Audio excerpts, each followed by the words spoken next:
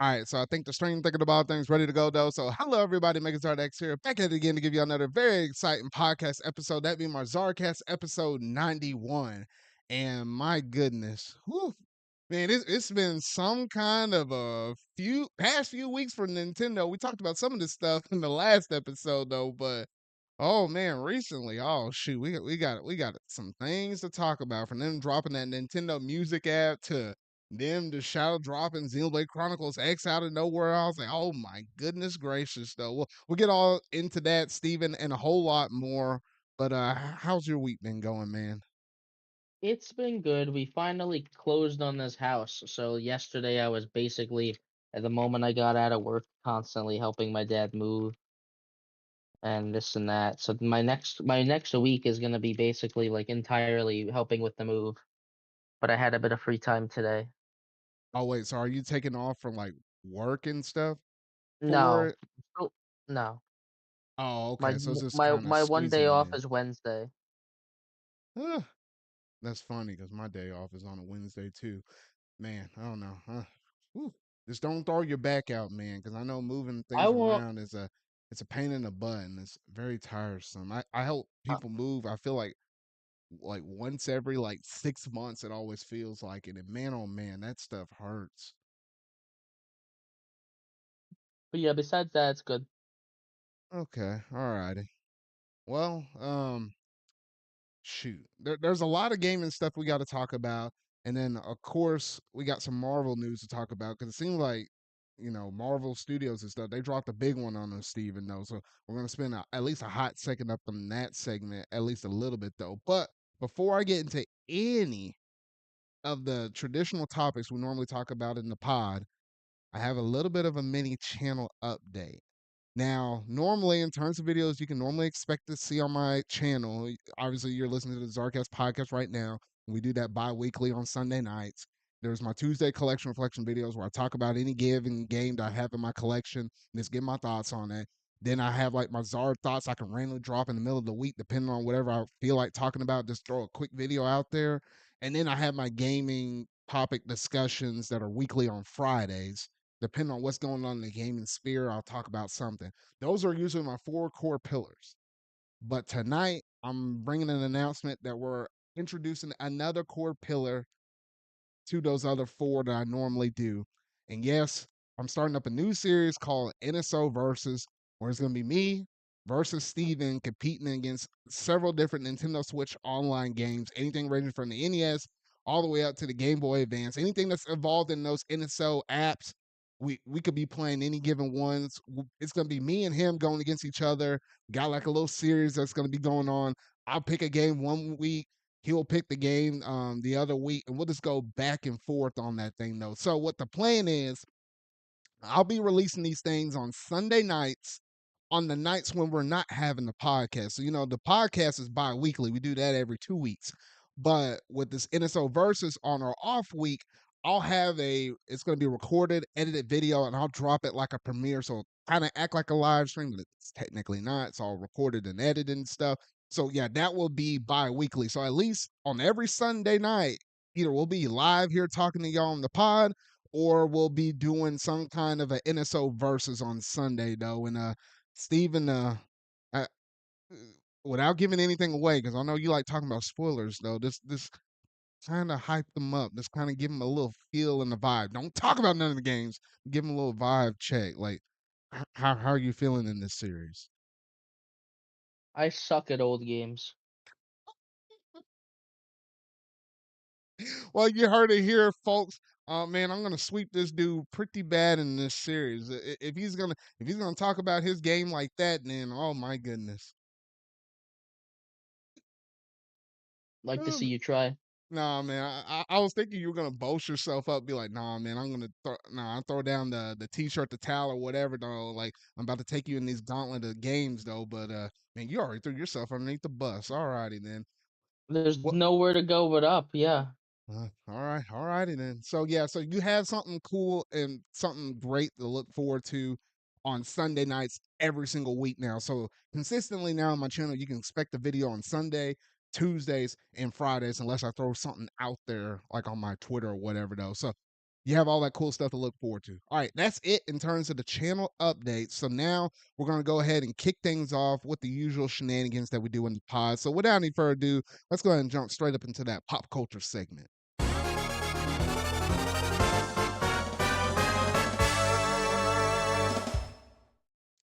All righty, Stephen. Well, I was trying to go through and look through some podcast news. I didn't really have too much outside of the Marvel stuff. We'll get to that here in just a second, though. But in terms of like the traditional pop culture stuff, I really don't honestly have too much. I mean, there is voting for us here in the US. I ain't about to really go up into that mess though, but No, oh listen, man. listen. I hearing everyone at work talk about it today, and I just could not care. Oh shoot. No, yeah, it's getting to those toxic levels. I'm almost just ready for it to be done with at this point. That's all I'm gonna say on it on this point though.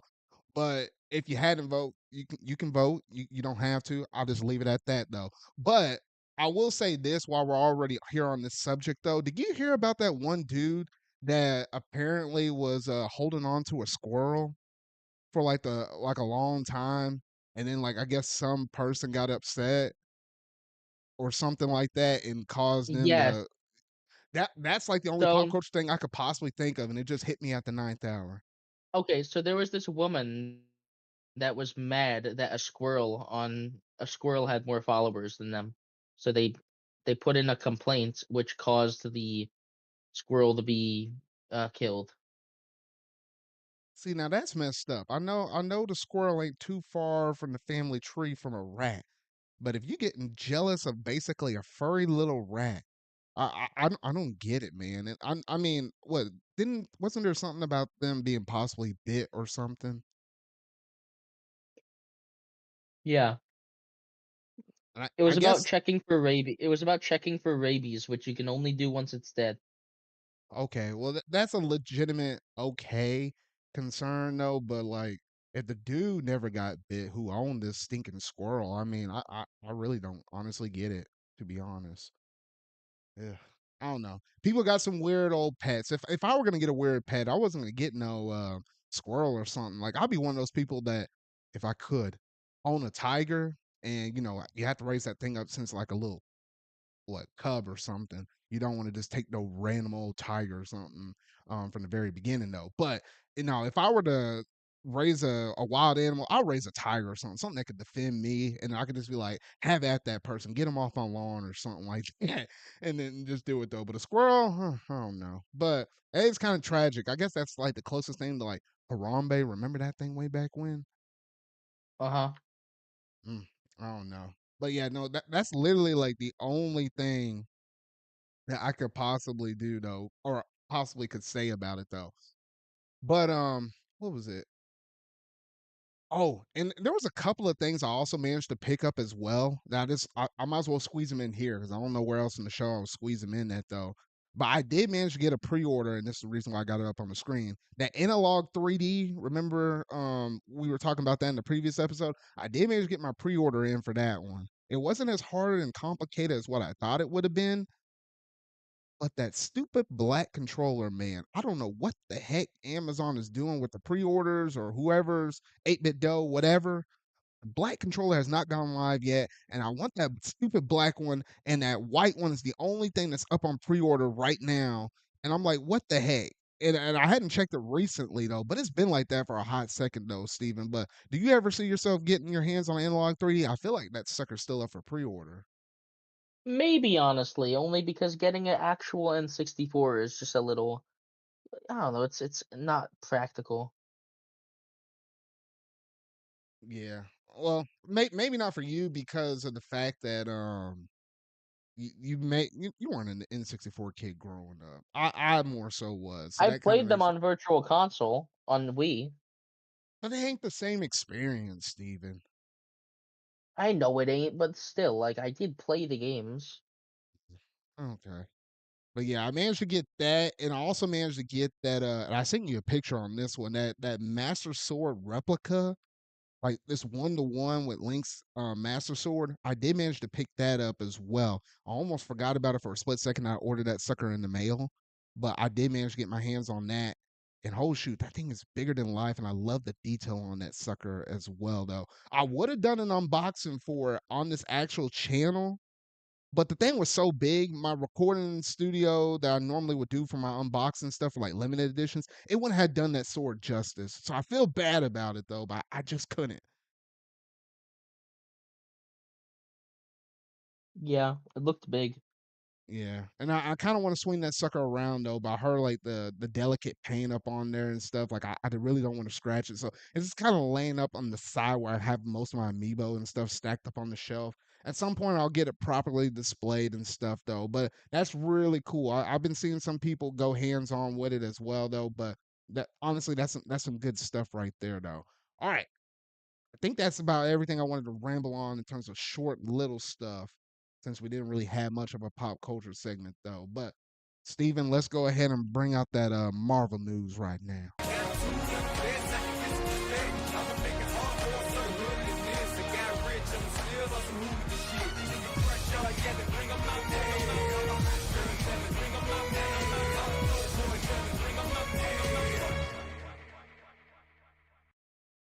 All right, Steven. So I Marvel Studios has been on something for like the past few what was it, no, past week or whatever though. Because we just got announcement, heartbreaking stuff, announcement, cool reveal, dates drop, the whole kit and caboodle though, and obviously the conclusion of Agatha all along though. So I'm gonna try to keep this segment short and concise and brief though. There's quite a bit of stuff to go through because there might be it might be a hot second till we talk about something Marvel again though. But Steven, did you hear about Blade? Apparently it's been indefinitely delayed and there's no longer a future release date for this thing anymore. It's getting canceled. Man, it really doesn't need to be canceled. And I could probably blame half of this on the fact that, I feel like it's something with the writing along with the actors and what they want to possibly do and stuff like that. It's a whole kit and caboodle thing. And I feel like some of it's kind of cultural based with it. And now looking back at it in terms of, what was it, the Deadpool and Wolverine movie? The joke, yeah. That stupid joke, man, like, broke the fourth wall up on that sucker, man, hard, I mean hard, my oh my goodness, but, that is sad because I was looking forward to this. This movie was supposed to come out in November of 2025, and it was caught up in limbo, and I felt like it got delayed a couple of times before because it was supposed to come out way earlier, though, but now it's just, eh. So, it is unfortunate. A little bit short, brief news, though, but it kinda sucks though.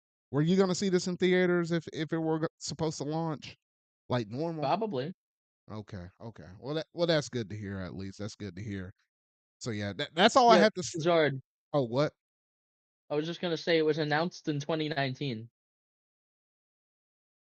Really now? Before COVID? Was it that far back?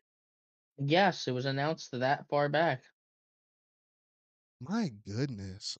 It, Now, I I'm don't know if telling this is I don't know if this is a development, but Blade is gonna be in Marvel Zombies as like a Moon Knight and Blade mix. see now that makes perfect sense for them to do So that. yeah, but I guess that will be his first MCU appearance, kind of like almost. So yeah, there Kind you of go. almost, yeah. I mean, because they should have done something with him by now, but ugh, well, They that's should just have sad. even yeah, maybe he would have been better for a TV series since it seems like they can get those out Yeah. like faster. But it All does right. suck because, like, the Blade movies, they weren't the original movies, they weren't necessarily all that great, but movies, but they were funny, and they were fun, Mm-hmm. like, they were entertaining, they were very entertaining. And him in Deadpool and Wolverine, was it Wesley Snipes? He showed he still got it. He still got it though, but I mean, you don't want to put nobody that old as like the returning new face of it. At least where we're currently at right now. Like you just want to Yeah, I go in guess. there with somebody that's gonna be able to stick with the series for a while though. So yeah, I get it. I just hope they can work out all this mess because Oh, that's yeah. just messed up. With how long it's taken to come out, he might get old by the time it releases, the new guy. Was it I don't know how to say the name, sorry. Shoot, I don't know how to pronounce it either. But yeah, so I think that's it in terms of the Blade news right here. But where there's bad news, we do have some good news because Spider-Man 4 did manage to actually get its release date revealed, and we might have to wait on this for at least a period of time though. It's not going to be necessarily too long though, but it's interesting because since Spider-Man isn't necessarily like directly tied to isn't necessarily directly tied to Marvel MCU 100%. Like Sony can kind of say some things on the side because they had some of the partial rights to it though. But it is scheduled to release July the 24th, 2026. So it's not a 2025 film, but it's gonna be a 2026 film. So I was like, you know what? I'm all in it though. Apparently, I guess the dude that directed Shang-Chi, I guess, is gonna direct this one as well though. He did a good job with the Shang-Chi movie. I really like that though. But Steven, how does that make you feel knowing that we finally got a release date for Spider-Man 4? And hopefully this time it's not gonna be the curse of Spider-Man 4, like, you know, from like the original Spider-Man 1, 2, 3 trilogy. And then and they made a stupid tweet where it's like, all right, Spider-Man 4 is set to release on this, and that was before it got canceled.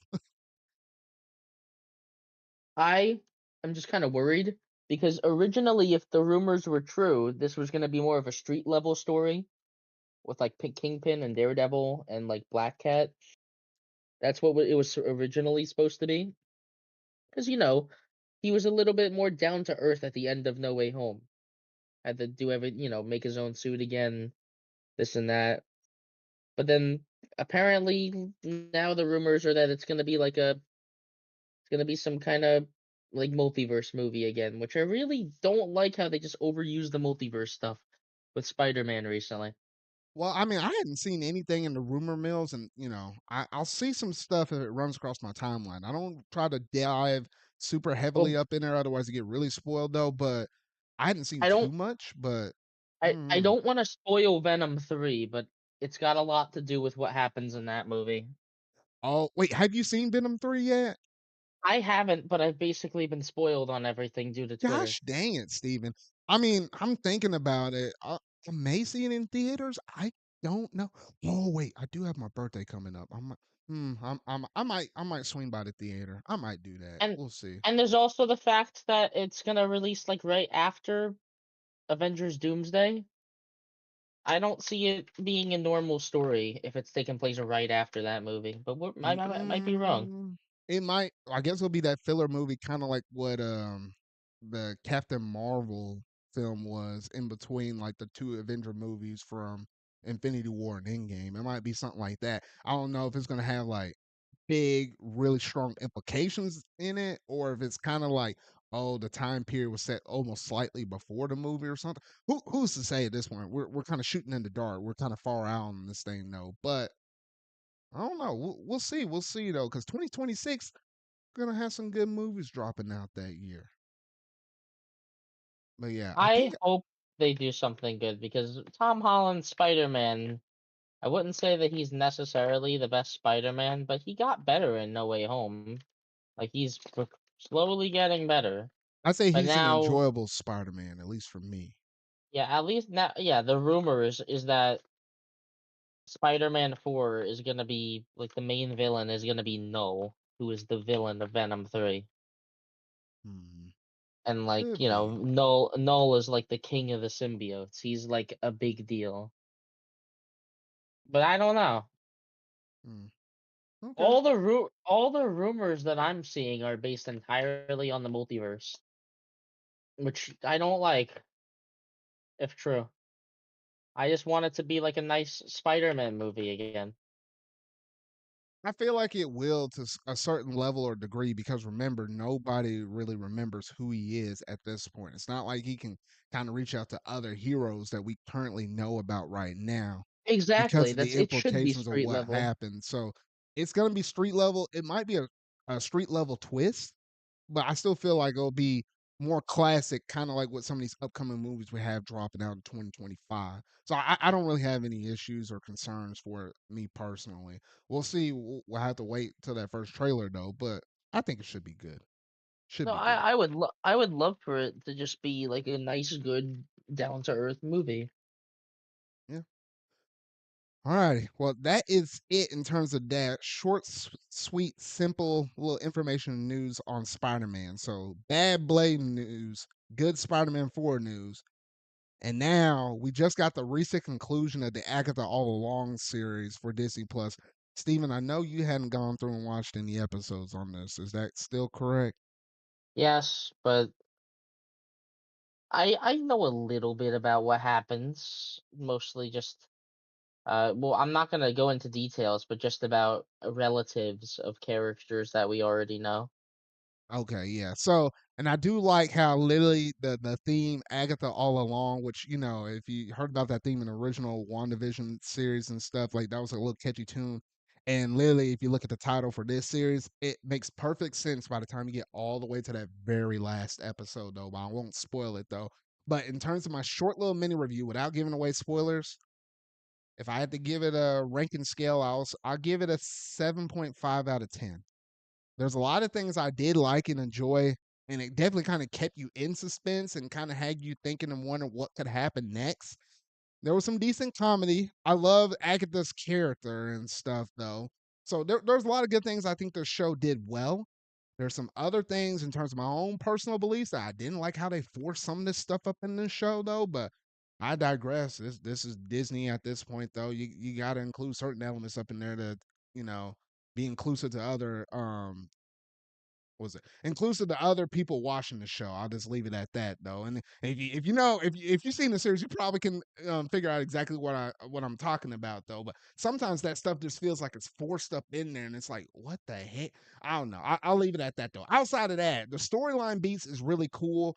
I love Agatha, her character, how she was portrayed. Along with the dude that was kind of around for the ride, though, like those are your two primary main characters in this series, though, along with the other witches coven that they happen to have group with Agatha, though. So it's a nice show to watch, especially around the Halloween time period. Like this originally started off in September with a couple of episodes. They ended off the finale last Wednesday with 2 episodes. So all in all, it was like 9 episodes long, and it was really good. It was really good.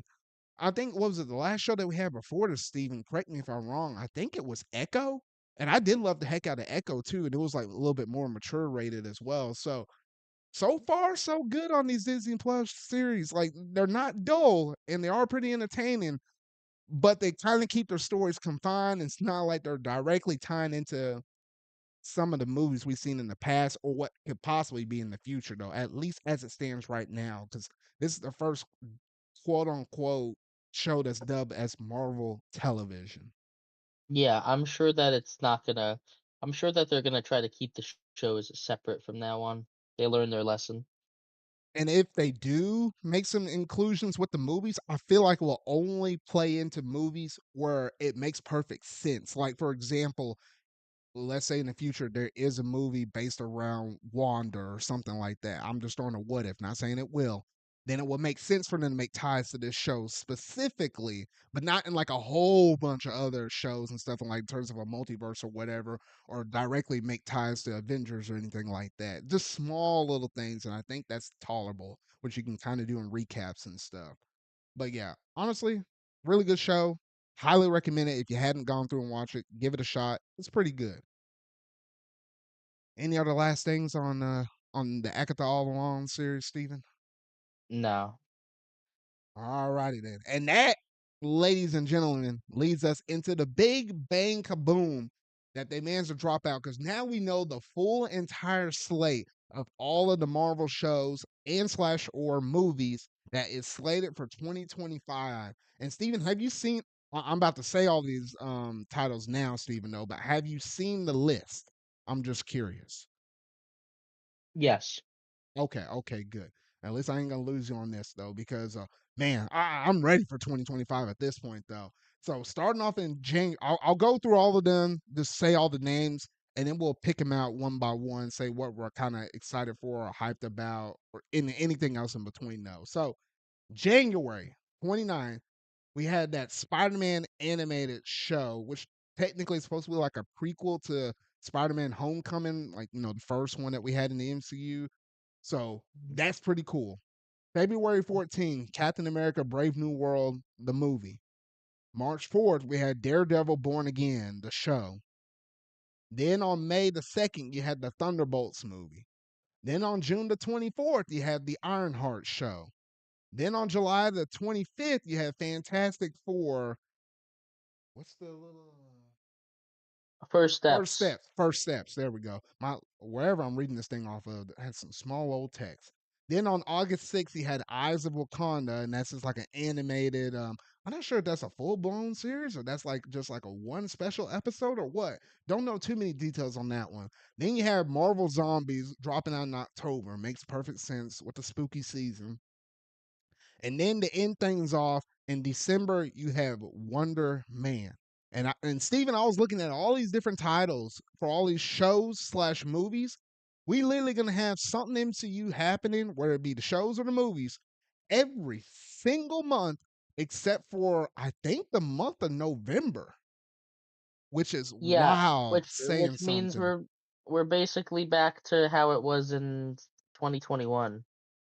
Kind of. And even in 2021, even though we had some shows, it wasn't spaced out or paced out in a way where we still had something consistently almost every But single month. Because I think it was in bad. 2021, It was the way they did it was where, one show ended, another show immediately started, which is no room to breathe. I think at some points it was close. Like they did have a couple of things that were back to back, but it wasn't so much back to back where we had something every single month for the year, kind of like how this one is, though. But with their new unique approach, I mean, yeah, the shows still have room to breathe, but they're kind of broken up by the movies. So And I still think that. Oh, what were you about to say? I was just gonna say how many movies? It was Captain America, Fantastic Four, and was there another one? And Thunderbolts is three because it Okay, should have also been the Blade movie that would have been in November. If it I weren't for got that you. being indefinitely delayed, we would have had something every single month. I got you.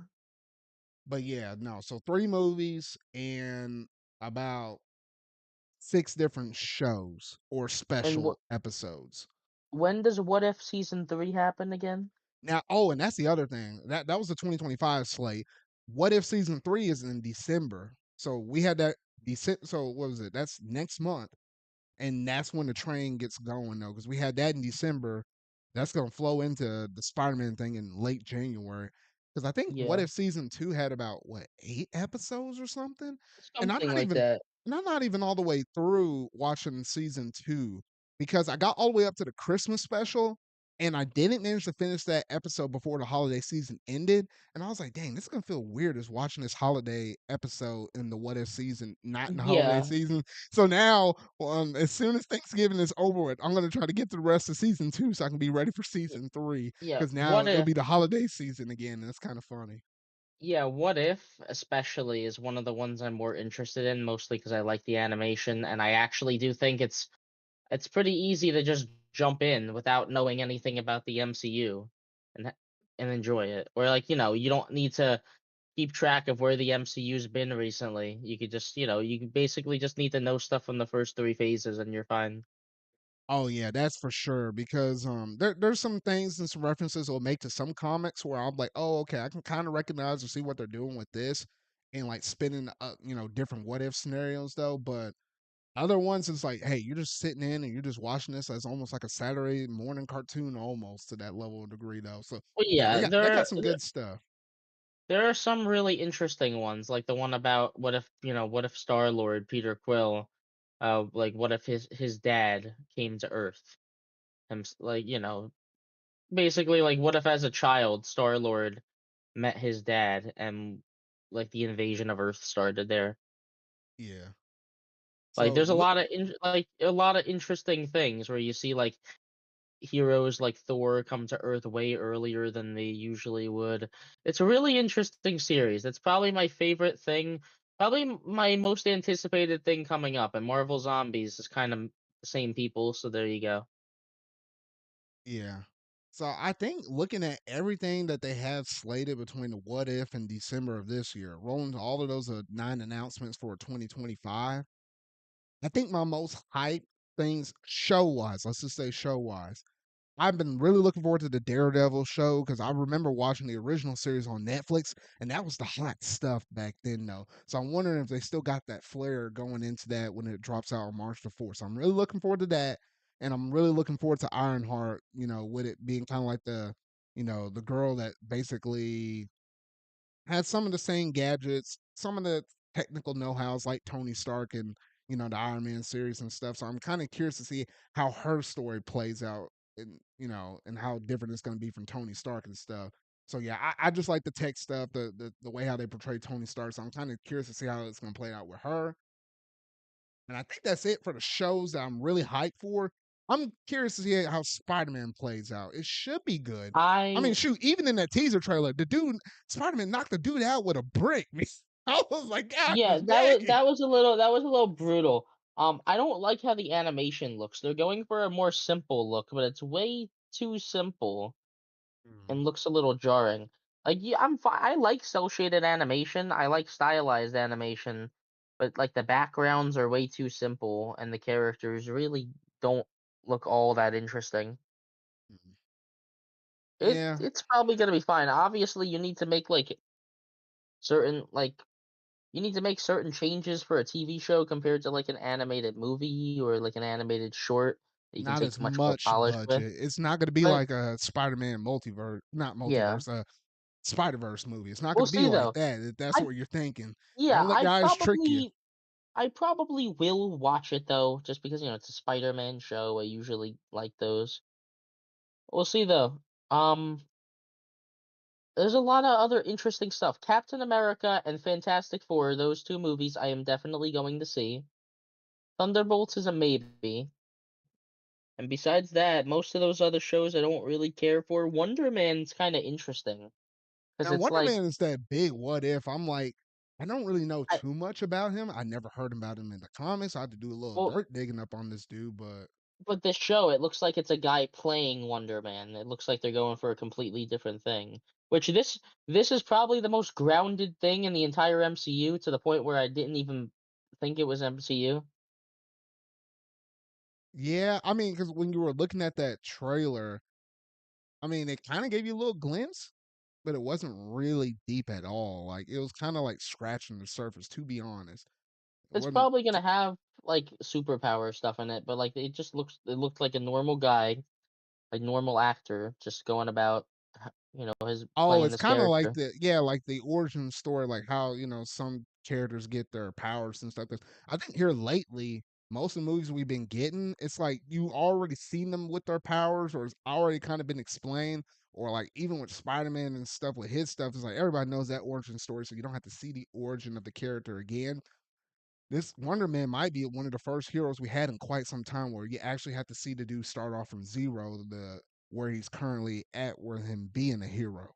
It might be the first time we've seen it in a long time. So hopefully it's good. Hopefully it's good.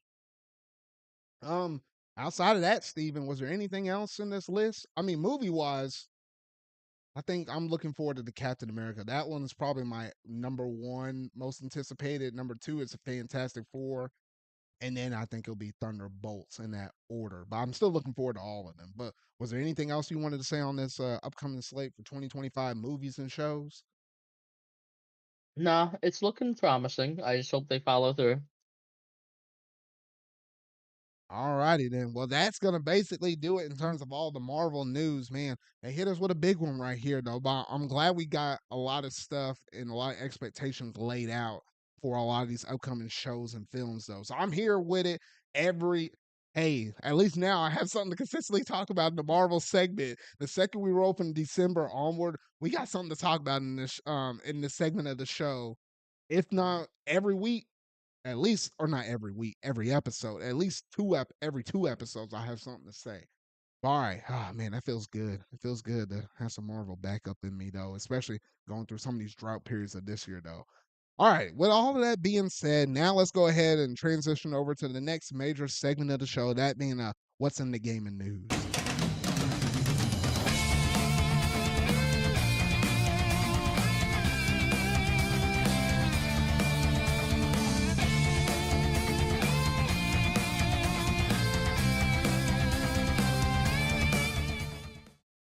All right, Steven. Well, we got to kick things off with either the good, the bad, and the ugly. And this is more so leaning on the side of the bad and the ugly, though, because apparently the developers that made the Prince of Persia, like the 2D platformer that released earlier this year in January, apparently their studio has been unfortunately been disbanded.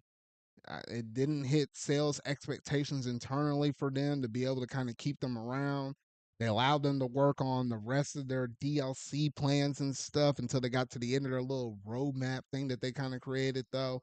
And then after that, Ubisoft disbanded the team and kind of fizzled out and placed all the people that were in that team into other studios and such, though. And I kind of hate that, to be honest, because I was like, man, I saw some good stuff in that demo. I still need to get around to playing that game, though. I But oh I did play the demo and I liked it. I don't know why the hell they do this.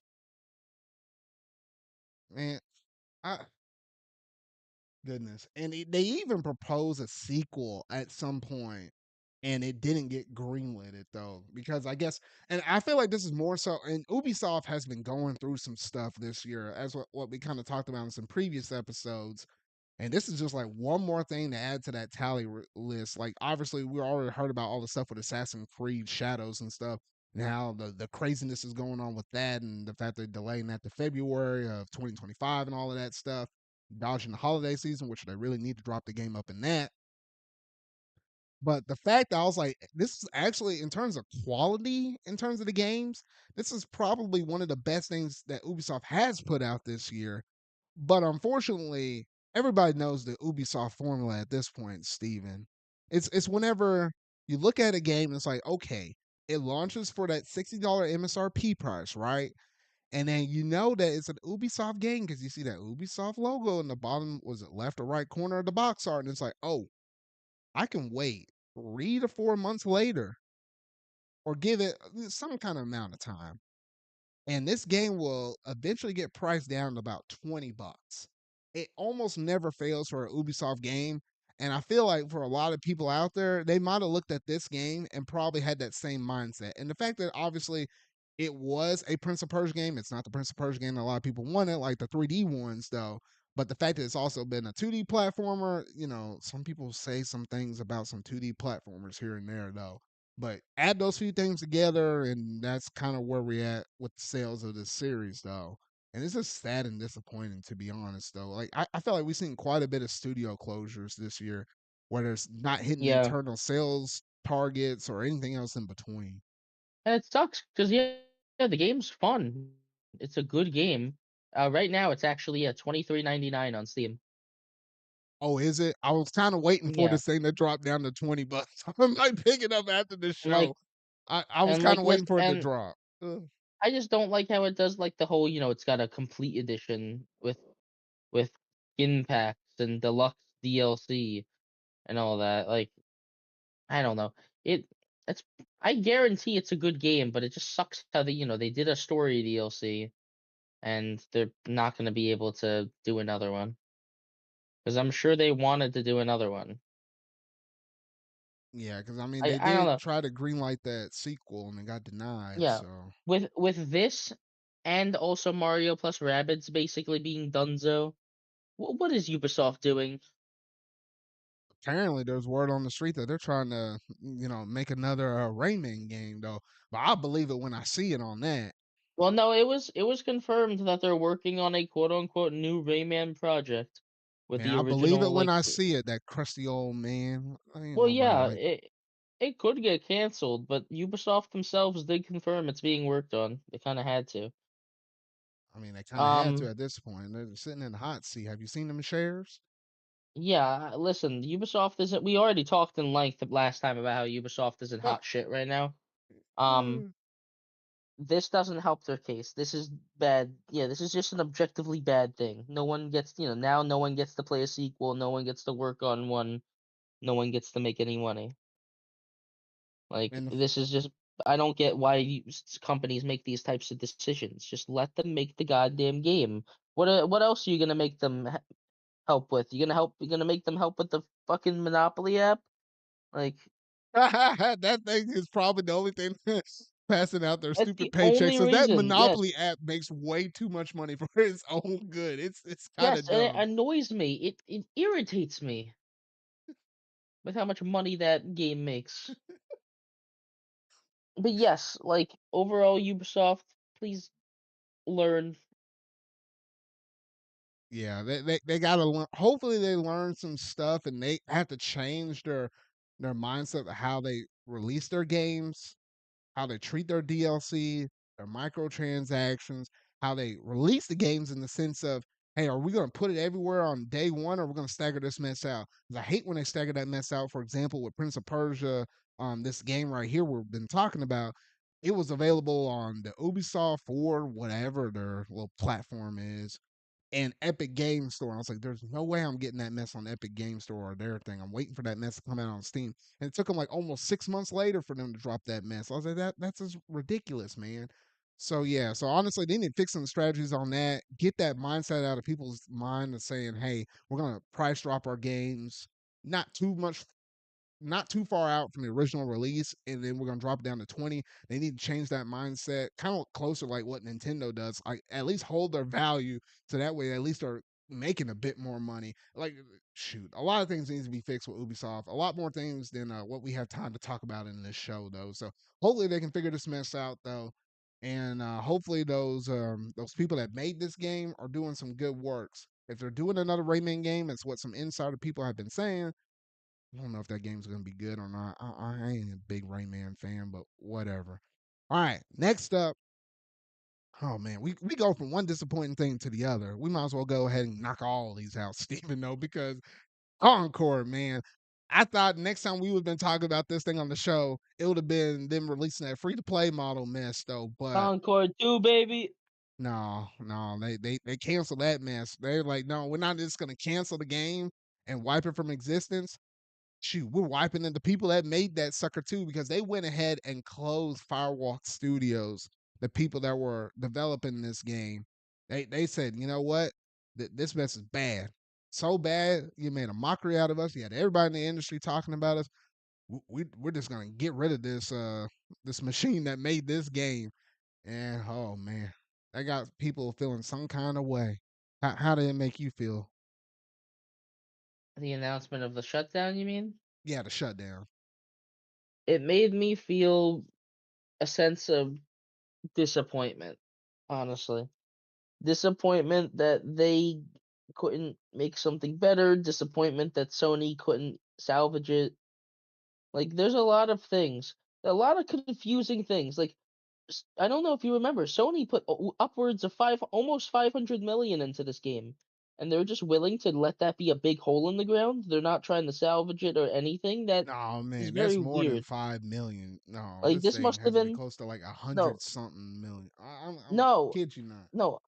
I said 500 million. We know for Oh, a fact it was, never mind. Oh, yeah, okay, I heard you it's wrong. around 500 million, a hole in the ground, basically.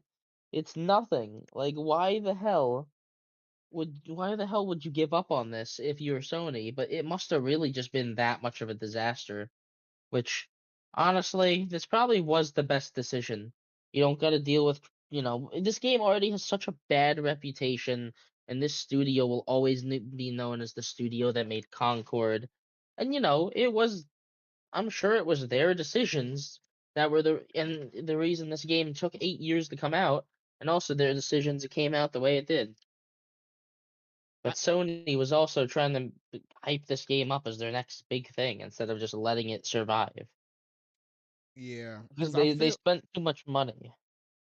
because I feel like unfortunately I think they were just trying to salvage their reputation at this point, because literally a lot of people were thinking, even myself included to some level or degree, where it would have made sense if you spent that much money on it. Why would you not try to recoup the cost some kind of way with a free to play model? But maybe then, if people weren't interested in it now, and you had all this bad publicity on the game, that still might have not made enough money or garnished enough attention for people to even give this game a second shot, even in the free to play model. So it kind of makes sense just to, leave Concord behind entirely.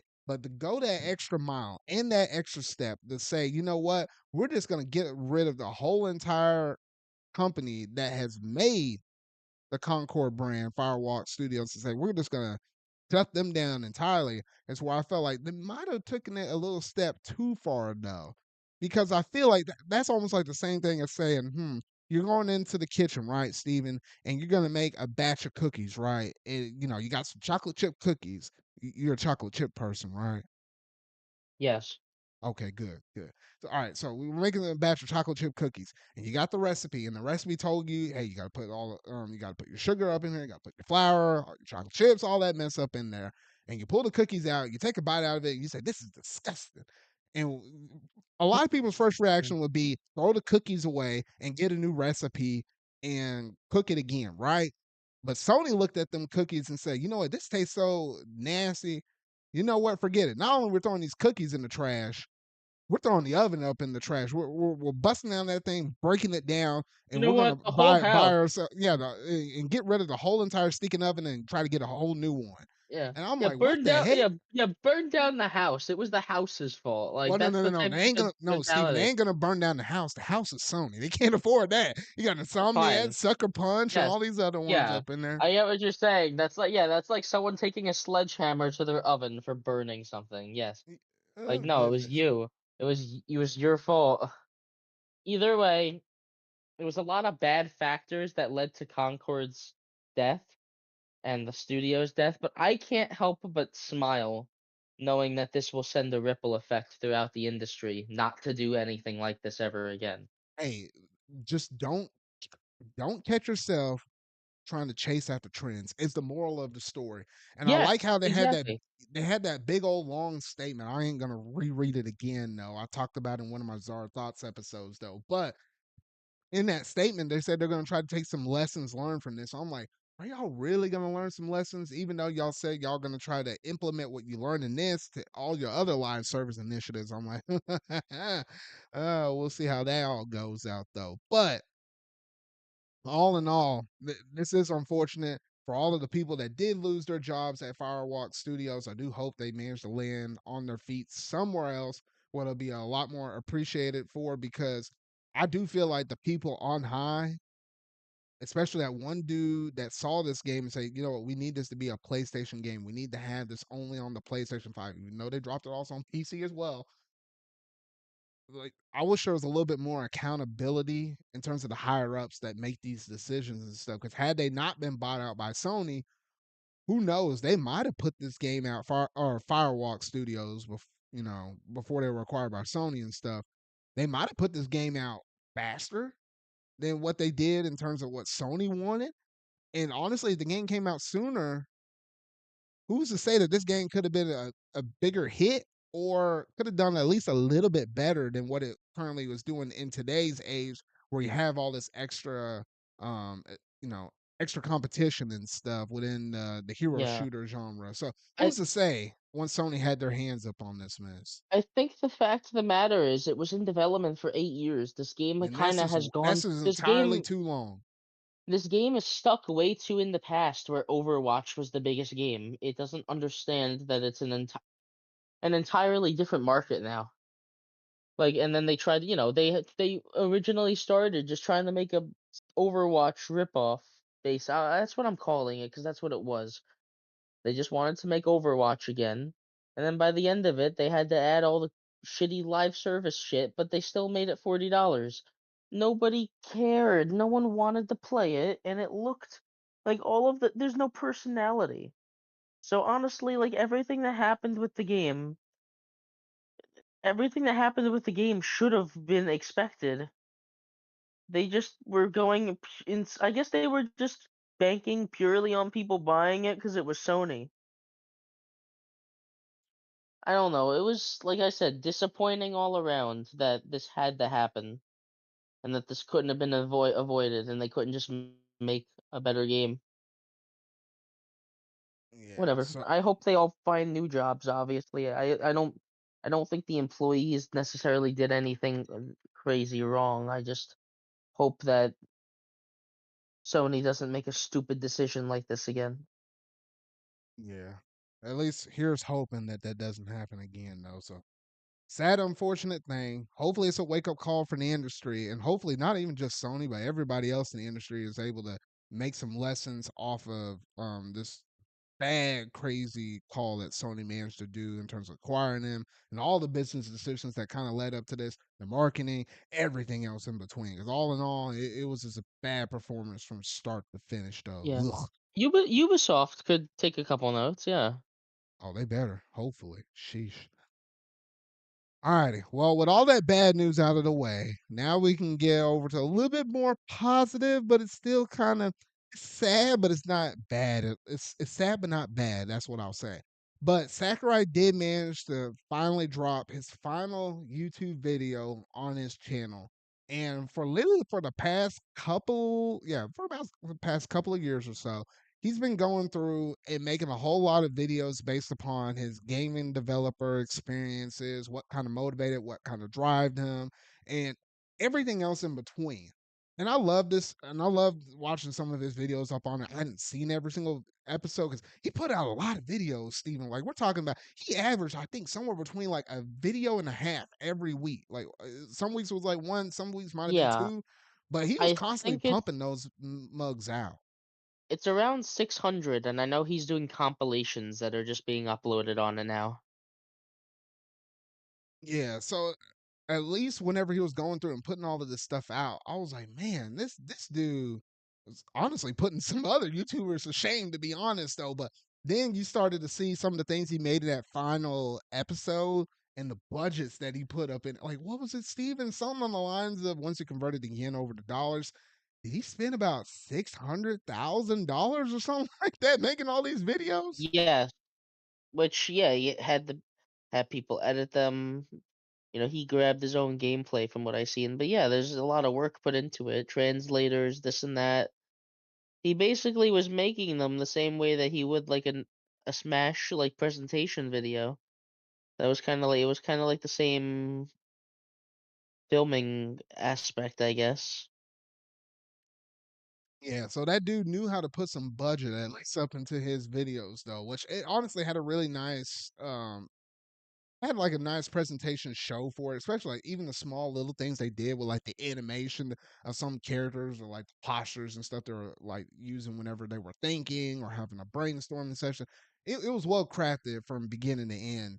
And it's Yeah. crazy to think that he recorded all of these for the most part, like a couple of years ago, almost like as soon as he was done with the Smash Brothers Ultimate stuff, he sat Yes. down, was working on some upcoming game, and then in the nighttime he would record those videos and he stockpiled a whole bunch and then just send them off to a company for them to do all the production stuff for it though. Then receive them back and drop them in on the YouTube channel.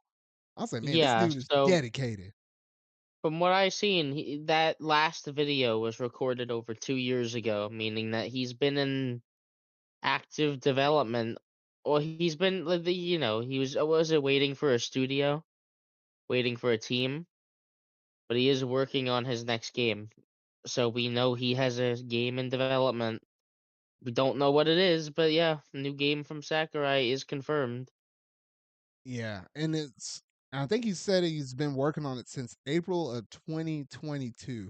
And then Is obviously that's been the biggest thing that a lot of people ran away with this episode more so on was the fact of, oh shoot, what game is Sakurai working on? And I can give you my gut feeling is like a good 9 out of 10 probability on this. It's going to be the next Smash Bros. Game for Nintendo Switch 2. But I At really least that's hope what a it's lot of people not. are thinking. Which Uh, it'll be interesting if I it wasn't, but let's just say it does have backwards compatibility. We'll be able to play Smash Ultimate on Switch too. Like we'll be fine for a while, and that Smash Ultimate's still a really good game. Like, of course, I would love a Smash 6 that like revamps the entire roster and adds new core mechanics and all that change it up a lot. Fact of the matter is, I want Sakurai to work on a new Kid Icarus game, oh or man, don't even get me started on revive it. another series. Oh, Have Sakurai do like another. I was gonna say another Kirby Air Ride. No, I don't know. Just have him do something else new, maybe. I would love to see a sequel to Kid Icarus Uprising or The- and slash or Yeah, like have one studio remaster the original one and have it lead up into a new one that he's working on or something. I'll buy the Yeah, remaster. I'll buy the new Sakurai. one. I just want to see something more Kid Icarus because I Yeah, that's like one of my favorite games on the 3DS.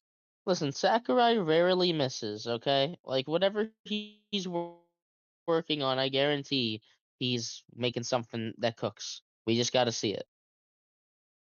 Yeah, so hopefully he has something good cooking in the pipeline. And even if it's not Kid Icarus Uprising or anything like that, and it happens to be the next Smash Bros. Game, which my gut still tells me that's a good probability that it will be Steven, Like because probably. you have to incentivize people to pick up the Switch 2.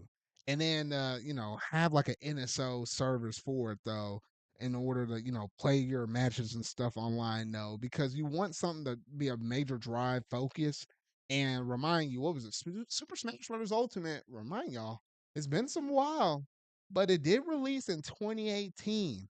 A stinking how many years has that been now, Steven? Like almost, yeah, almost 6 years ago. Six, To be almost honest, it's six. almost been six since it originally dropped, and that was one Yeah, year but after the launch of the Switch yeah, but dropping. don't forget that it did get DLC for 3 years onwards. So if anything, if a new Smash game is in development, it's only been in development for maybe at most 2 years. Yeah, could be, could be. I think it's a ways out. If you ask me, if this new game he's working on is Smash 6, we're not seeing this game till like 2027. 2024. We're not getting I'm it for a while, is Yeah, basically what I'm I'm trying to tell thinking you. I'm leaning more so on the lines of 2026 is when I think Okay, the earliest I would see it. Earliest we're is when I going would see it. we're going way too far in advance, but yes, I was just trying to give an example of I don't think it's for a while. Yeah. So And honest, yeah, like oh, go ahead. oh, I was just gonna say, I think if we're talking about games that Nintendo's gonna be pushing multiplayer wise, Mario Kart and maybe some kind of new IP akin to ARMS. And whatever else, whatever the Splatoon teams got cooking, like they'll have games to promote Switch Online, definitely. Yeah, they definitely will. And obviously we'll have oh yeah, you were just specifying just NSO game or NSO service for you to have it. Yeah. Yeah, no, I fully expect Mario Kart to be dropping there in that first year of the Switch 2 dropping. I That's think gonna be it's a their given. holiday title. We'll see.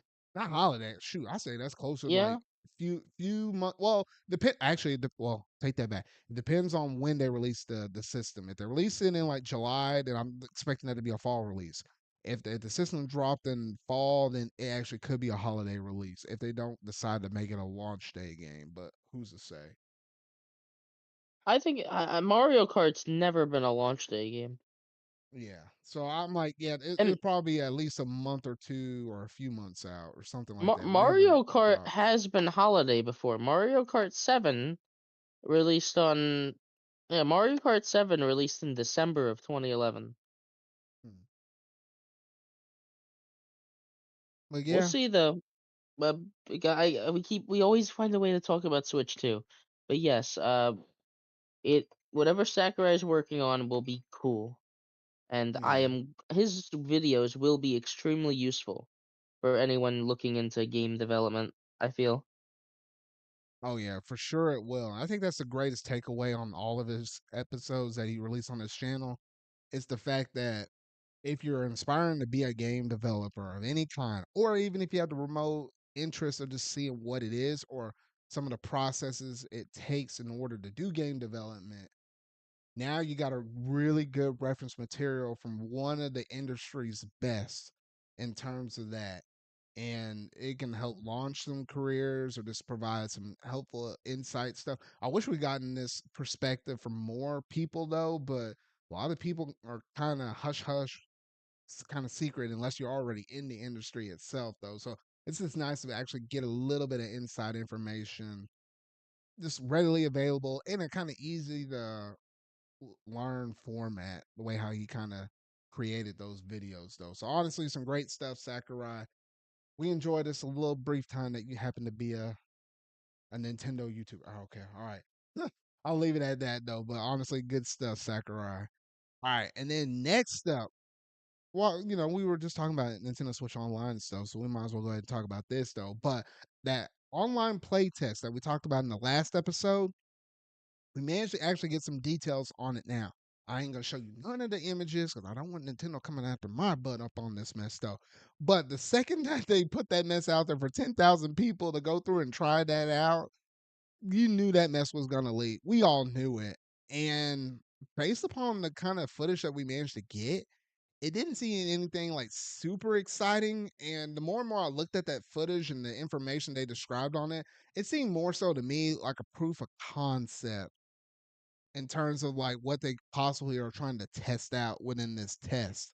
Because it didn't Yeah, look like an actual finished game, nor did it look polished. It just seemed all proof of concept. Is that the yeah, vibe you were getting? yeah. From what I see, it's like this weird. It's an MMO. Yeah, you can see a lot of people doing things in the distance, and it's like extremely online based, and it seems like a very complex stress test.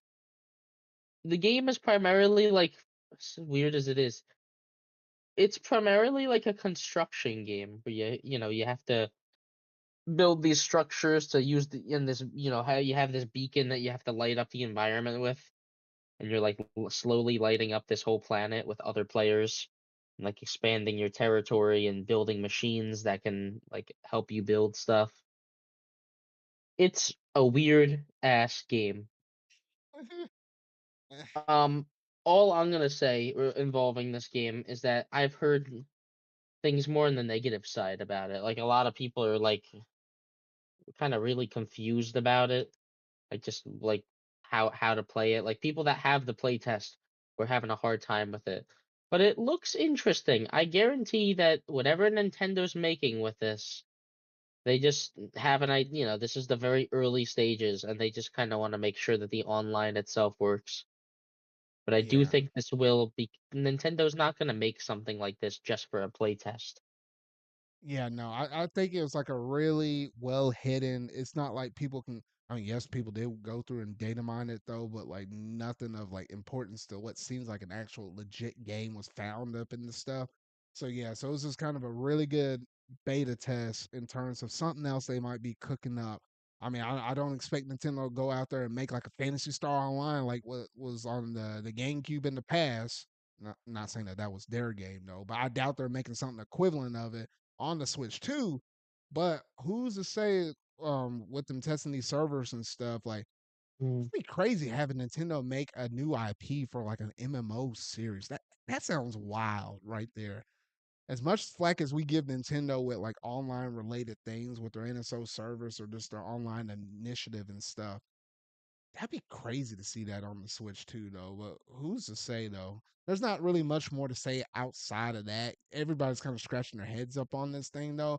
But I imagine once we finally do figure out what this really was kind of meant for, and we'll all go back and look at that and be like, oh, okay, that makes sense. This is the reason why they were doing all of this stuff. So I don't know.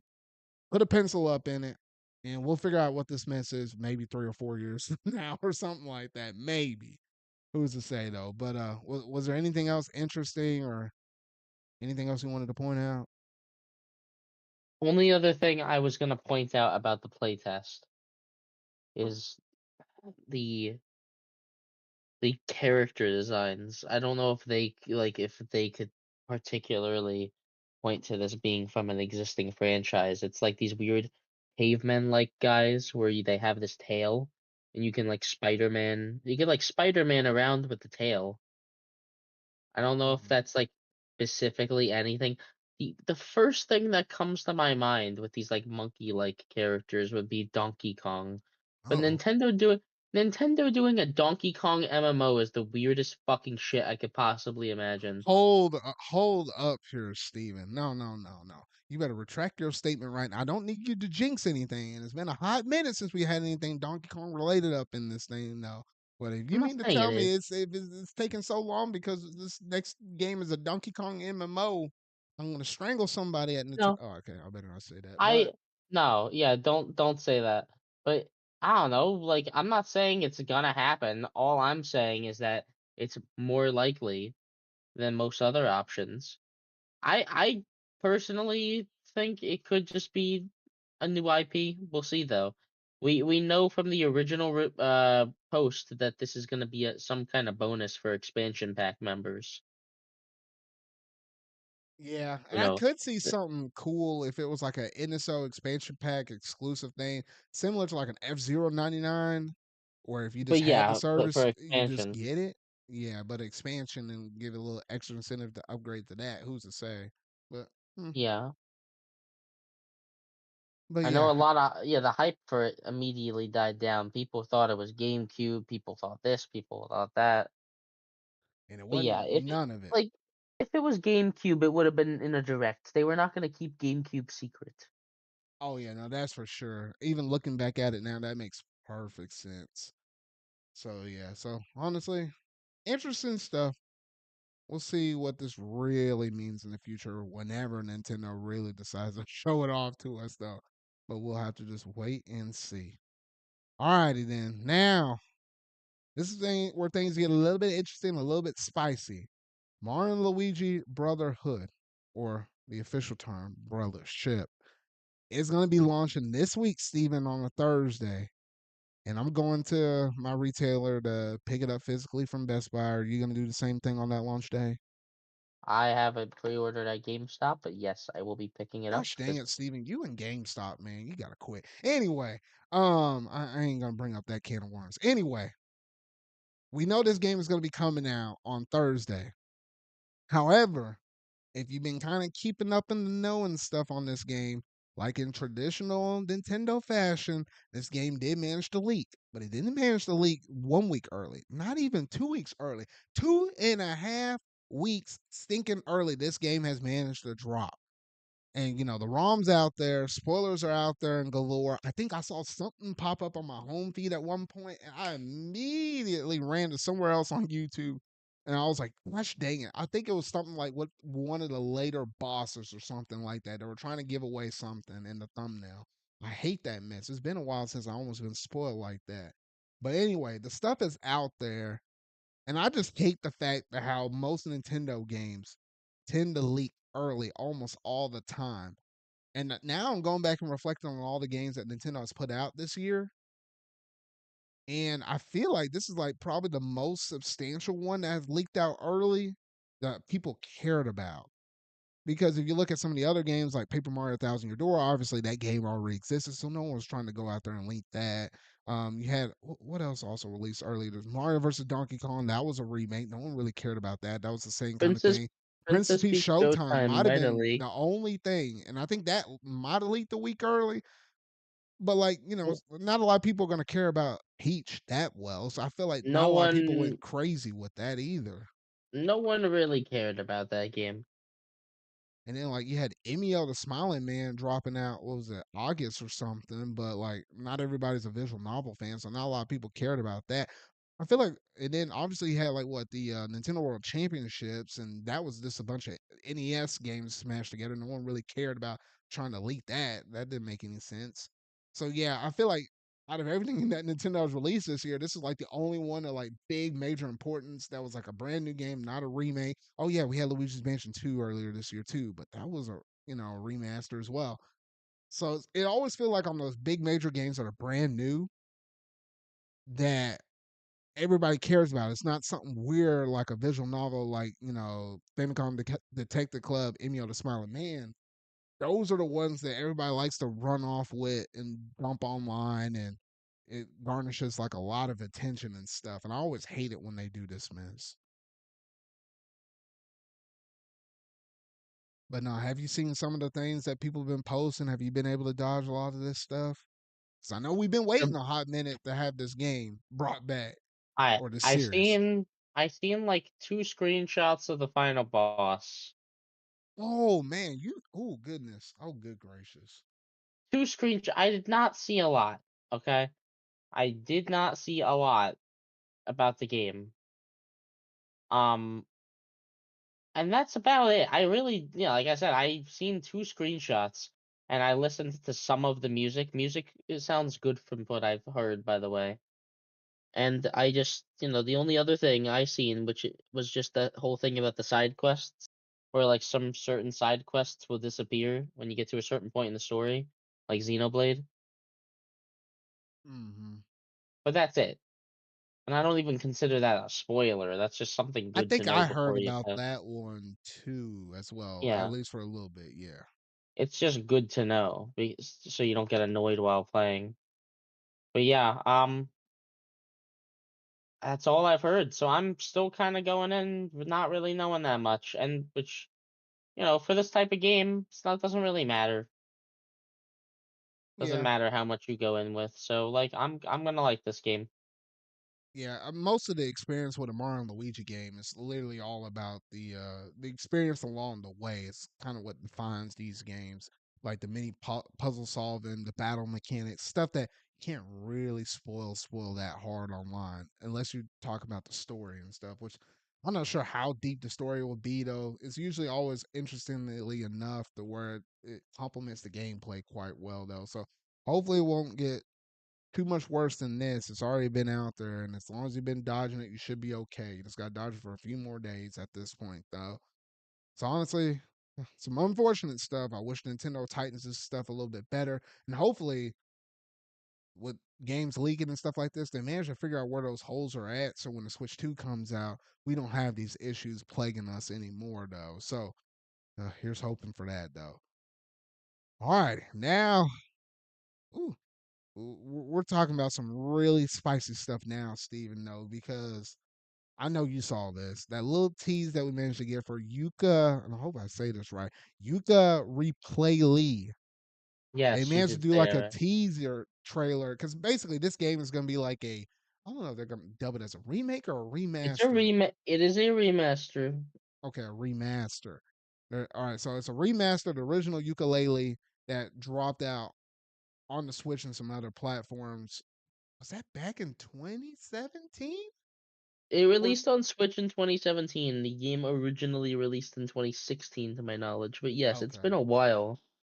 yeah. So I it's been a hot minute. Yeah, I'm not very fond on the game. I love Banjo Kazooie, but like Ukulele just has some design decisions that bore me. Like I literally fell asleep while playing that game at one point. Yeah, and I think one of the reasons why it stood out a little bit more was the fact that because it dropped out in the Switch's year one launch. So like in the first 12 months of it dropping, and some people are just really looking to try to play anything on their Nintendo Switch or just buy something to play on it. And this has happened to be like one of the games right there. I remember people reviewing this stuff back whenever it did drop though. So yeah, so it kind of got a little bit of a reputation based around that. I think wasn't it some of the original developers that made some of the Banjo games or something was on this team? Is that right? I thought I remember Yes, hearing it. Okay, yeah. yeah, a lot of old rare people went to Playtonic. Um, But yeah, so that Also like the composer, Grant Kirkhope, composer for Donkey Kong 64 and the Banjo games, hmm. worked on Ukulele, which the music is being redone in the new one.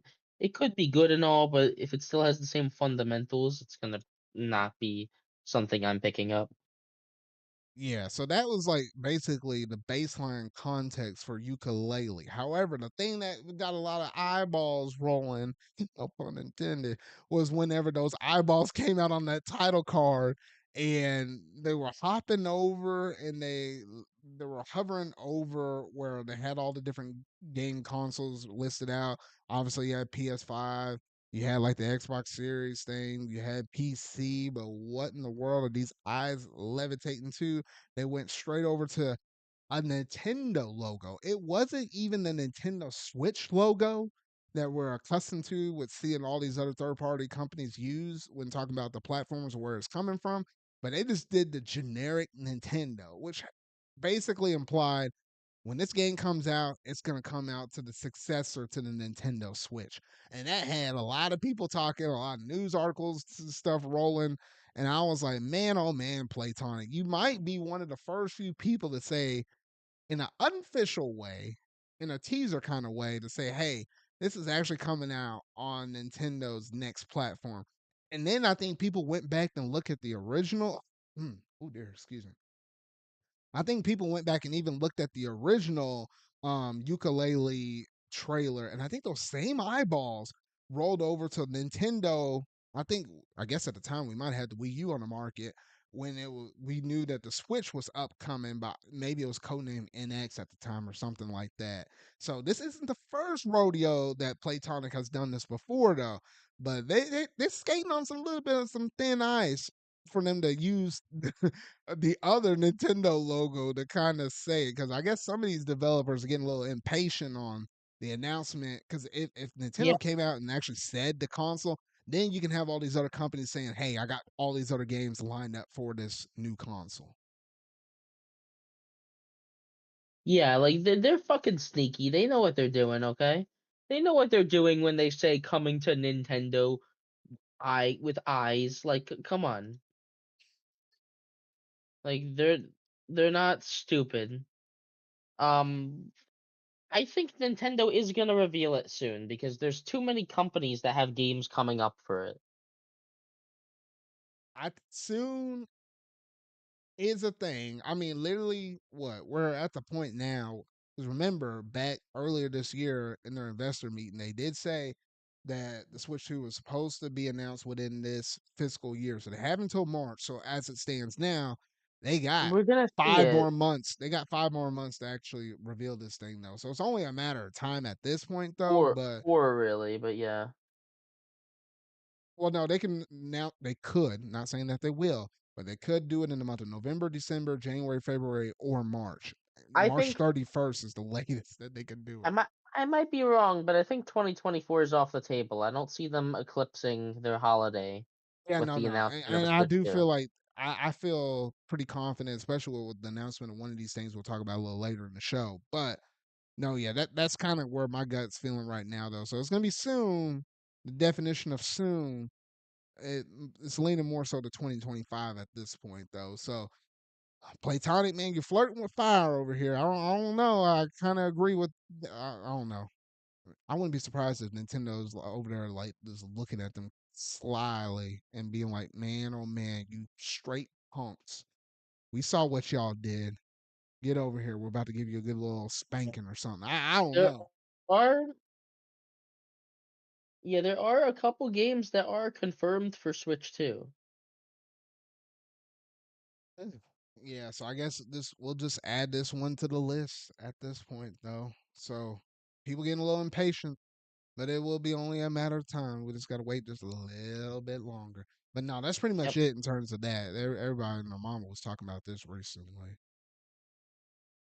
All right. So with all of that out of the way, Steven, now we jump over to some of our last couple of topics in terms of gaming news. And yes, we got to talk about this Nintendo music for NSO members. Man, oh man, Steven, this going. I was rolling out of my bed and wiping the crust out of my eyes, and I was like, "Dang, gosh, dang it, Steven, they got me again." Sometimes I kid you not, some of the craziest news is like the second I wake up and roll out of bed and check Twitter, and there it is, though. Actually, no, take that back. Take that back. I forgot. This thing was announced in the middle of the afternoon. It wasn't that early in the morning. It was actually, what was it, 3 o'clock my time. You're thinking of the other thing. I'm thinking of the clock. I'm thinking about the clock. But no, this was like it was midday when they announced this thing in my time, though. But they did come out in a statement saying, hey, look, all of this music from anything from like the Nintendo Switch all the way dating back to the NES, we're having its own dedicated app where you're actually able to go through and listen to a bunch of music. And I was like, you have got to be kidding me. A official way to go through and listen to Nintendo music. People have been clamoring Nintendo for eons at this point to say, hey, put your music out there somewhere. People want to support it. They want to listen to it in an official way outside of having to boot up a YouTube video or whatever though and be able to listen to some of their soundtracks. And I guess Nintendo has finally listened. I almost nearly spit some water out. I might have been drinking at that time though, because like that's unprecedented. Like I was like, is this really Nintendo right now? I was like, took their Twitter account captive or something. I was like, oh my gosh! But how did you react when you saw this news, Steven? I was kind of confused at first. I was like, "Wait, no, this isn't real. This looks like a Photoshop." and then I checked the App Store, and because I was like playing a game while this was announced. So one of our friends, I think Sonic, was like, "Well, they just announced Nintendo Music," and I'm like, "No, you're joking." I went to Twitter and I'm like, "Okay, that's a Photoshop," and I'm like, "Wait, this is real? They're just putting music now?" And I look at it, and yeah, there's like the 24 games at launch, all with their music on this app, most of them from the Switch. And there's a couple good things about this app and a couple bad things, or like things that could be better. Hmm. I'm gonna start with the good things. It's very convenient to just open up the Nintendo Music app and play Nintendo music. I like how there's like little playlists. You have a playlist for just Bowser songs, playlists for just Wiggler songs.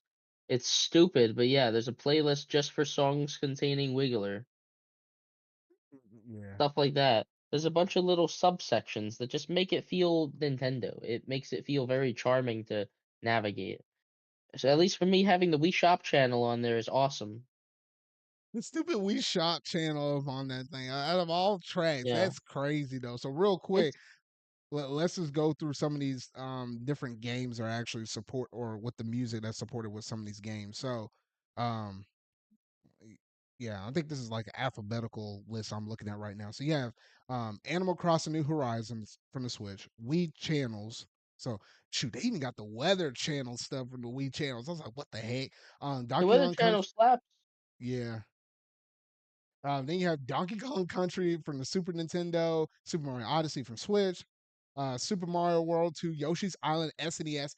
Heck freaking yes. If you hadn't That's listened a to good the soundtrack. final boss theme from that game, oh man, that's a bopper. That's like one of the first things I went to and listened.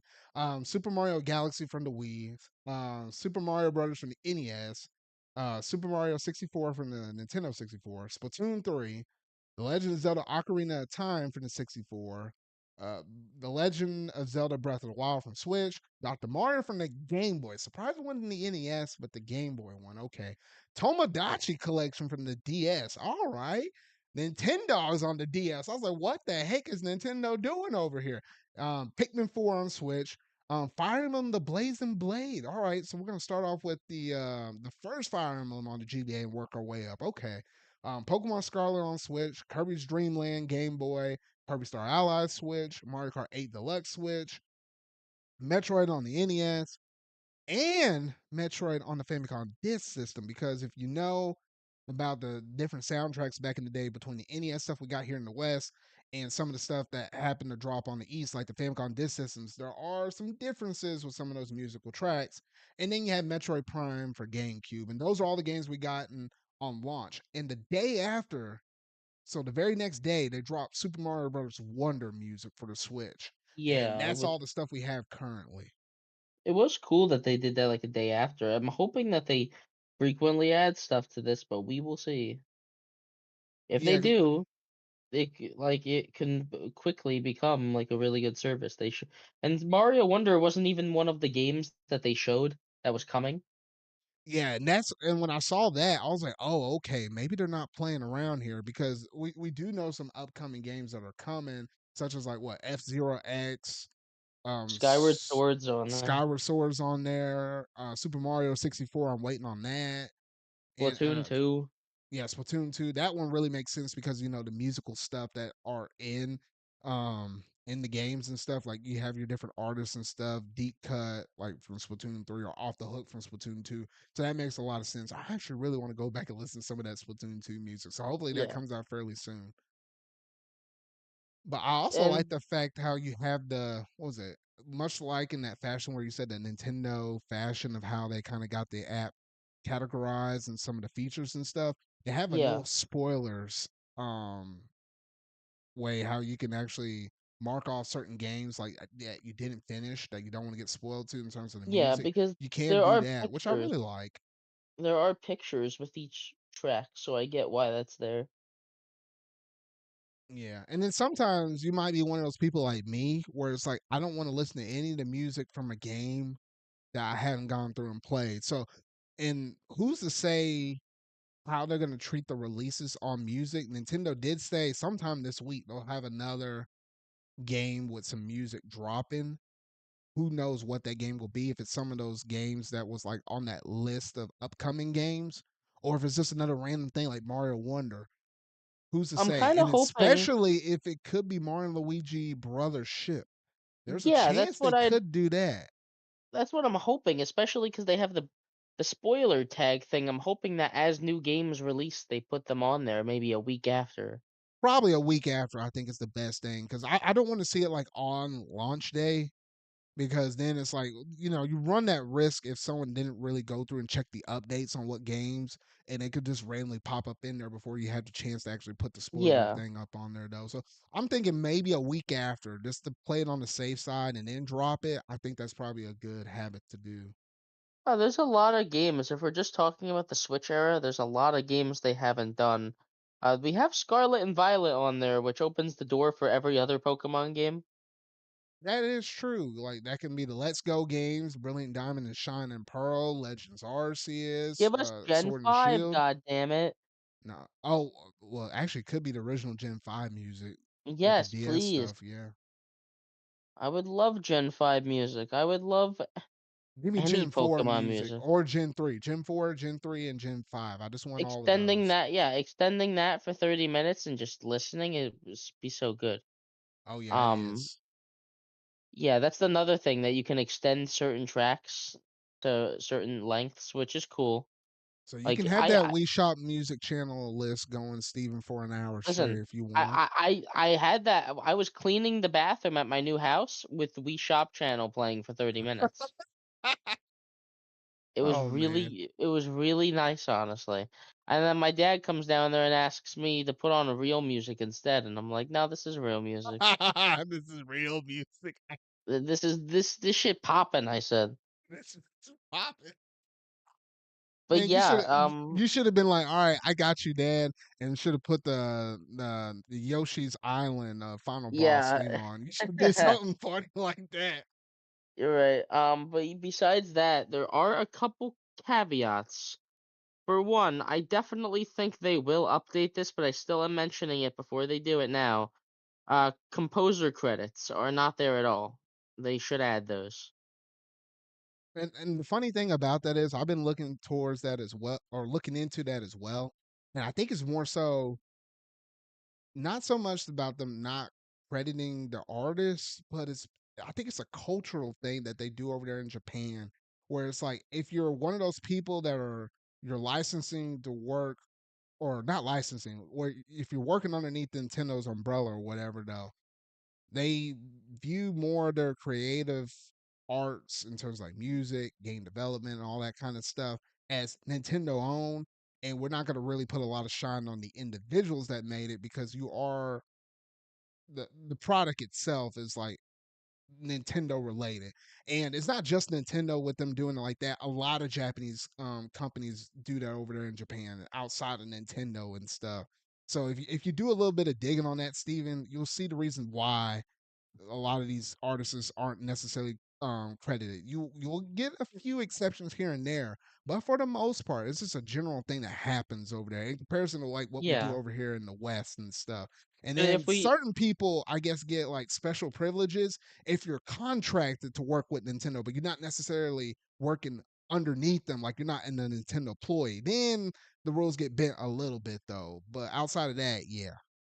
Yeah, but the songs that Toby Fox did for Scarlet and Violet are also not credited to him.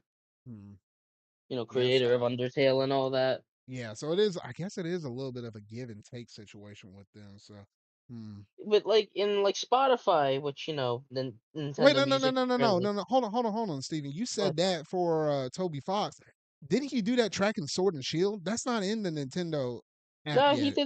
He did Scarlet and Violet stuff too. Oh, okay. I thought I was thinking about that one theme he made for the Battle Tower theme in Sword and Shield, which was like really good. But okay. No, it was really good. He did Scarlet and Violet as well. Mm. He did a specific track. I don't know which one. Either way, like Spotify, which Nintendo Music is currently beating on the top charts on the Apple Store. That is Uh, funny looking at that too. yeah, What the heck? but yeah, Scarlet and well, no, I was just gonna say Spotify has music credits, obviously. I think it's just a thing they should add, even if they don't have to. or even I don't know, even if you don't, they don't want to credit everybody, just credit specific people on those songs that were contracted. I don't know, man. Yeah. No, I think that's like one of the few negative bits I think most people have been looking at. It's been a combination of that, which people are going to complain about it at the end of the day. Once it's been up for a while, you'll see a lot of people kind of fizzle out and not say much about it anymore. But more so, I think it's more so that drip feed effect, in which one of my other friends I know from college, like he really likes this idea of it, and he really goes and listens to a lot of stuff on YouTube, and he'll rotate back and forth because I gave him like my Nintendo Switch online code for Super Mario Party Jamboree because I already have an expansion pass thing that I share with my brother and stuff. So it's like he didn't have one, so I gave him that. So that that actually allowed him to actually check out this app because before then he wouldn't be able to. And that's been one of his number one concerns is like, why don't you just you're Nintendo, why don't you just drop everything out on day one? And to that, I always kept saying, I was like, this is part of a Nintendo Switch online service. If you drop everything out there on day one, yes, you'll have a lot of people coming in and listening to it, but you wouldn't keep everybody. You'll keep a handful of people like me and you, Steven, though, but you want to keep everybody interested all the time if everything was there and that is it with no other updates. Unless Yeah, obviously they brought in new games that they release, obviously, then that will warrant updates though. But if everything was and this there is day just one, there's no incentive to always keep coming back and checking in. yeah, and this is just an alternative. Like obviously, people can at the moment still look on YouTube for certain songs they want. I do think Nintendo is gonna crack down more on this kind of stuff, which is kind of bad. And that's yeah, and that is the other thing is whether or not how much are they gonna crack down on it. And I feel like maybe they'll try to crack down on new stuff going forward versus older stuff that's already been out. If I were Nintendo, and if you knew every single first party Nintendo game you do from this point forward is going to be put out on this music app, and if you are going to go after people, it makes more sense for you to go after new game soundtracks from this point forward. Don't go after people using them in terms of background music in terms of those videos. Hey, us YouTubers, we rely on that mess when we talk about certain games, though. But in terms of just having like full blast, this is just the music soundtrack. Here you go. I feel like if they are going to go after somebody, they can go after the newer tracks, but don't do anything with the older stuff because there's going to be it's going to take a really long hot second for you to go through and rip and get all of these older soundtracks from all these older games and put it into your service. It's going to take you an eon for you to go through and do all of those. So I'm like, don't do anything with the old. Well, If you're it's going to also do something with the new. But even then, I hope it really doesn't come down to it. making categories for all the music, fitting all the music in the specific categories that are already made, for example. There's a Yeah, lot of stuff that goes into it that I'm sure that people don't understand. that and even the simple stuff like when you mentioned, hey, they got like little game screenshots or whatever from different points of the game where the soundtrack would kick in.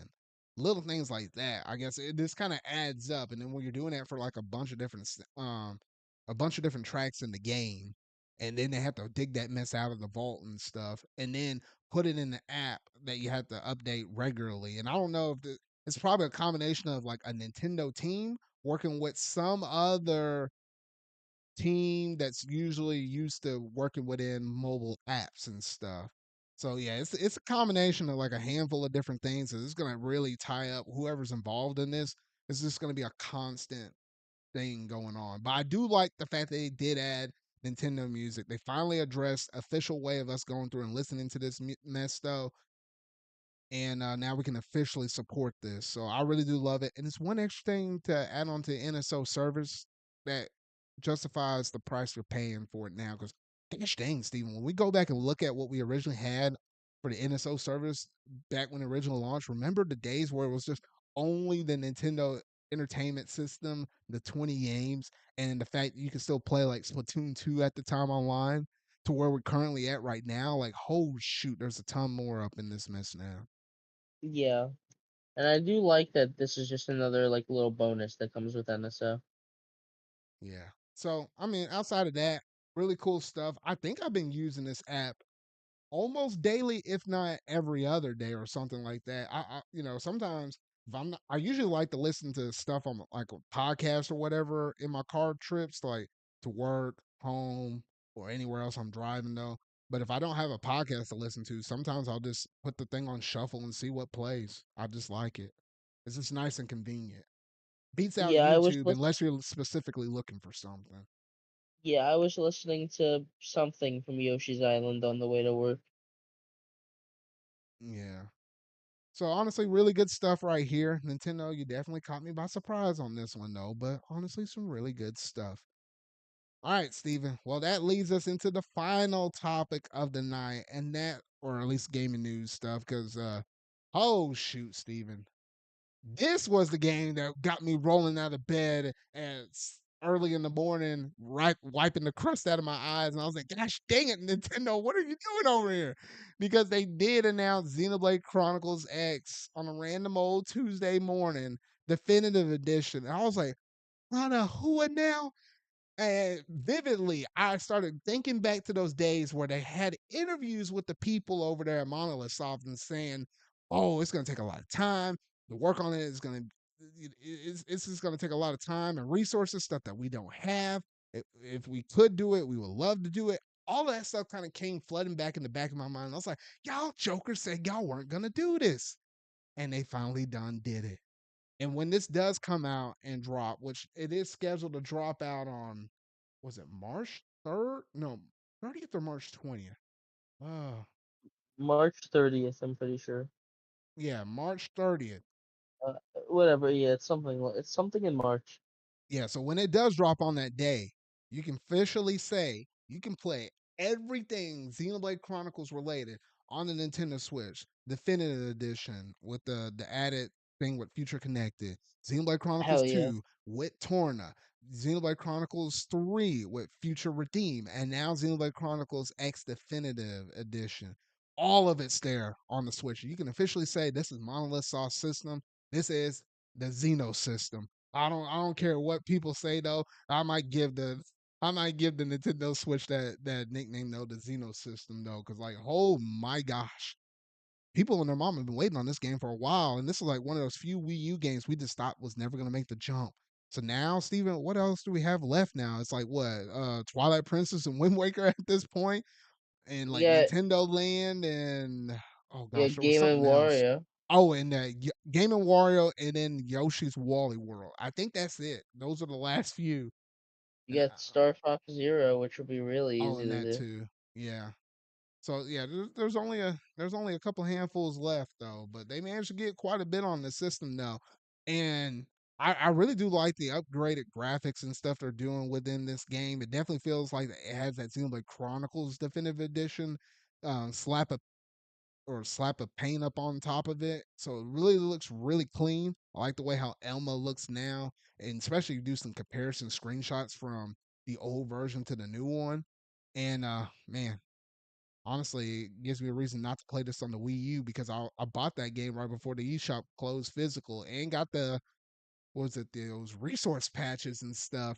That was like 10 gigabytes worth of files and stuff you had to download in order to play that game. But now this is gonna be so much more convenient playing this on the Switch, possibly on the Switch too. Could in the future though. So it's just gonna be nice, easy, and convenient though. But Steven, what was running your mind when you saw this game announcement? It was really early in the morning. It was my day off, so I just kind of woke up and I was like, "Oh, that's cool." And I looked back and was like, "Wait, what?" You So literally yes, woke up and it was like, oh, that's cool. Halfway went back to sleep yeah. and said, oh, and it's like, oh, wait, what? I didn't play this game that much when I originally had it, so this is basically my second chance I'll have with it. Oh, so you did have it and you did play it originally. Okay. I hadn't booted it up yet, even though I do have it on my Wii U. I'm just gonna wait for this definitive edition to drop. But yeah, and also in terms of the stuff that this is also going to be featuring and stuff, besides the increased graphics and the visuals and such, they are going to be adding some extra story beat things. Because I did hear from a lot of people in the Xeno community, for those that played it, if you managed to get to the end of the game that really left you on a bad cliffhanger that really wasn't answered at all in any of the other games that we gotten, So it seems like they might be directly addressing that here in this game, though. So hey, that's the reason why. Hey, if you bought this game for the Wii U right before the eShop closure stuff, you probably just want to go ahead and put your time investment in this one, though. So I'm really looking forward to this. Don't have to wait too much longer for March. But the bigger question that kind of brought into play was the fact that, well, now that we have the announcement of this game, this almost, and the fact they did not put this in a Nintendo Direct, because they normally like putting Xenoblade related stuff to start off or in their showcases. Like, remember back, it was like some fall direct on some given year. They ended the show for a fall direct with Xenoblade Chronicles Definitive Edition being announced. Like, this is direct level announcement stuff, and for them to just do a Twitter drop on this kind of says some things about where they're at in this limbo in between period between the Switch and the Switch 2. And that's what it really told me. Is like, hey, look, I'm not expecting this game thing to be announced in November or December. At the earliest, it'll be January of next year when we could see it announced officially.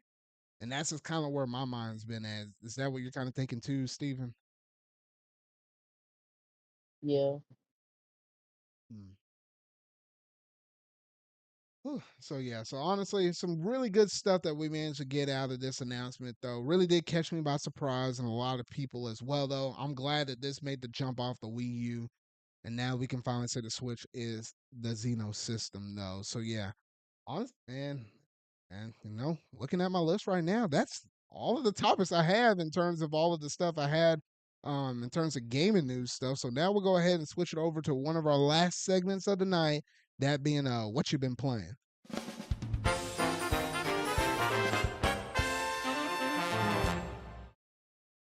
All righty, Steven, we finally made it to your segment of the show. I'm about to let the reins loose on you here in just a bit, though. I'm But not gonna take too long, by the way, because I am getting tired. But yes. okay, all right. Well, I'll let you have at it, though. Sonic X Shadow Generations did manage to drop here recently. I Mm-hmm. haven't played the game yet. However, I do know that from everything I've been hearing about the shadow related stuff, people have been saying that this has probably been the best that they had played in the Sonic game in quite some time. So go ahead and take it away, Steven. Tell me why I should buy this game. All Sell right. me on it. So Sonic Generations is a nice little 3-hour experience. Shadow Generations is around the same length. Because it's got like a hub world. I'm not gonna go into spoilers, by the way. All I'm Oh, gonna you say better is not. that it's a open world mixed with levels, like boost levels with your boost formula, like Sonic Generations. Everything in Shadow Generations is extremely polished, from the visuals down to the music, down to even not really finding any glitches. I haven't found any glitches really in this game. For a Sonic game, it's kind of rare. There's a lot of other factors. Just the game's levels are extremely fun and quite long, so they don't end right before they get started. They just keep going, and they casually do lead up to a final challenge, and you get still even speeding through them. It's a nice little challenge. The boss fights, I'm not gonna say anything, but they are also really fun with how the camera moves around. The camera is one of the biggest things that makes the game feel more interesting.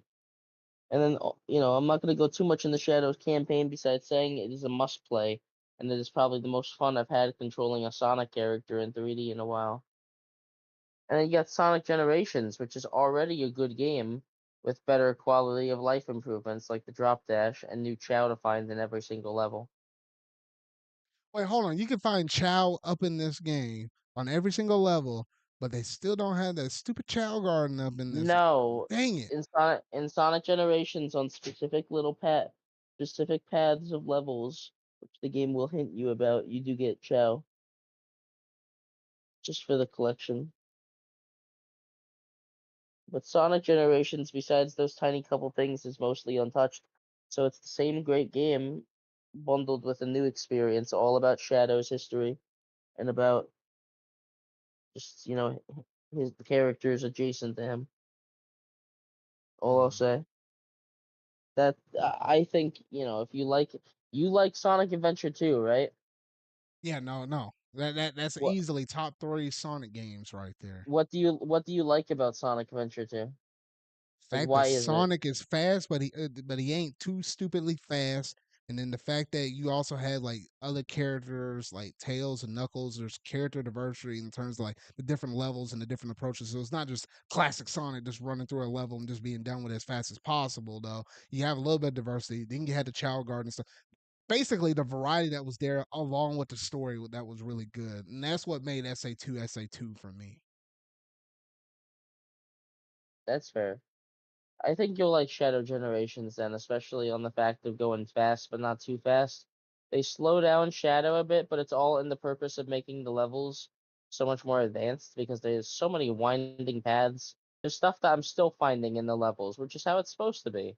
It's about to feel nice and open, nice, where exploring actually rewards you. Yeah, because I just don't like going through a Sonic level in 3D and being able to blast through it in like 2 to 3 minutes and be done with it. Like I'd rather have the sensation of you going really fast, but still beating the levels take like 5 to 6 minutes. Like there's a lot for you to digest in each individual levels, which honestly is Yeah, kind of what you saw in like Sonic Unleashed back in the day with the daytime yeah, levels. which it's closer to that. That's what I'll say.